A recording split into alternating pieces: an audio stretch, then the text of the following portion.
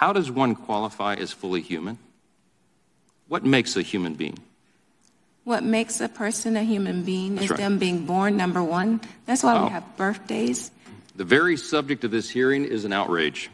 Abortion care, the stated topic today, is of course an oxymoron. But the timing and the obvious purpose of this hearing today are unconscionable, and they are profoundly damaging to our institutions. Democrats are engaging in a brazen attempt here to intimidate and bully the justices of the Supreme Court as they consider a challenge to Mississippi's pro-life law. As soon as the draft opinion was leaked, their activists on the left began to picket and harass the justices and their families in their homes. Democrats have threatened the justices by name, in the press, on the steps of the Supreme Court, and in recent briefs to the court. And now, in this and previous Judiciary Committee hearings, we have jurisdiction over the American system of justice, and the fact that we would be here trying to influence a pending opinion is unprecedented and dangerous to our institutions. So much for the Constitution, our system of justice, and our critical foundations in the principle of judicial independence.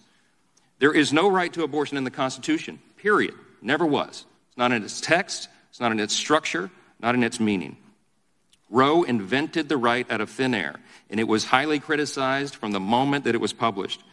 And this has imposed a tragically consequential and a court-created social policy on the people of our country. And as a result, as was said a moment ago, almost 65 million of America's unborn children have perished because of it. Because there is no right to an abortion in the Constitution, that question is left to the states, for the people to decide. This is long overdue, and after nearly a half century, we are very hopeful and grateful that that might finally happen. Ms. Goodwin reminded us just a moment ago that facts matter. So let's talk about the underlying facts, because the facts and the law and the logic and the advancements in medical technology are clearly on the side of life. As the Susan B. Anthony list summarizes it well, quote, "The humanity of the unborn child is undeniable now, thanks to advances in modern medicine and science. At 6 weeks, an unborn child has a beating heart, and by 15 weeks, unborn children can suck their thumbs, they have fully formed noses and lips, eyes and eyebrows, and they can feel excruciating pain. These children deserve a voice in the American democratic process." In the recent Dobbs argument before the Supreme Court, Chief Justice Roberts pointed to the fact that the U.S. is an outlier to the vast majority of other countries' viability standards. He said, quote, "When you get to the viability standard, we share that standard with the People's Republic of China and North Korea. It is unconscionable to think that the United States is one of only 7 countries that allows for abortions for any reason after 20 weeks. In our nation's birth certificate, we boldly declare that it is a self-evident truth that human beings are made by their Creator and they are endowed by Him with certain inalienable rights. The first listed is the right to life for obvious reasons." All 3 of the Democrat witnesses here today support and advocate for what they say is unrestricted abortion on demand. Let me ask Dr. Robinson. I could go to any of them, but you're the medical doctor. Based on your website and your testimony today, you clearly support the right to abort a 20-week-old unborn child. So I would love for you to explain to us, in your medical opinion, at what point in pregnancy should having an abortion no longer be an option? Thank you for the question. As a medical doctor, I understand that every pregnancy is unique and different. I also understand that patients need to have access to care, pregnant people, as the pregnancy progresses, and that may be for various reasons. Okay, let me ask you. So Do you support the right of a woman who is just seconds away from birthing a healthy child to have an abortion? I think that the question that you're asking does not realistically reflect abortion care. In that scenario, would you support her right to abort that child?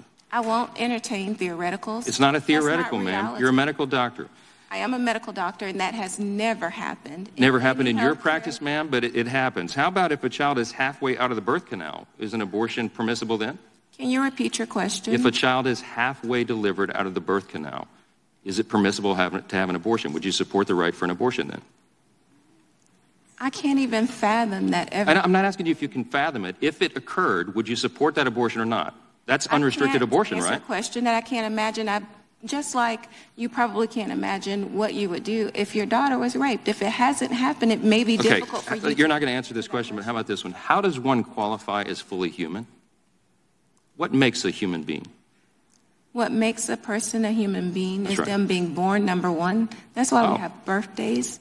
And then also, individual DNA, them having autonomy, being able to act and think. Okay, but wait a minute. A newborn child lacks the immediate capacity. A newborn child lacks the immediate capacity to make conscious, deliberate choices. So is infanticide okay? I think what we're here to talk about is abortion care. What you're describing is something that is already illegal, and there are laws on the books for that. So I'm not a proponent. But see, you understand, if Dobbs is handed down, the states will be able to make that decision, and there are some that will go that far. You need to be aware of what we're talking about today. I'm out of time. I yield back. There are laws on the books for that. Gentleman's time has expired. The witness may answer the question. I'm sorry? I said the gentleman's time has expired. The witness may answer the question. Okay. In the instance that he's describing, there are already laws on the books for that. Those are criminal acts, and so I'm not a proponent of any additional restrictions on people being able to access abortion care. I'm a proponent of us just enforcing the laws that are already on the books. But what if the law is changed to allow for that? The gentleman's time has expired.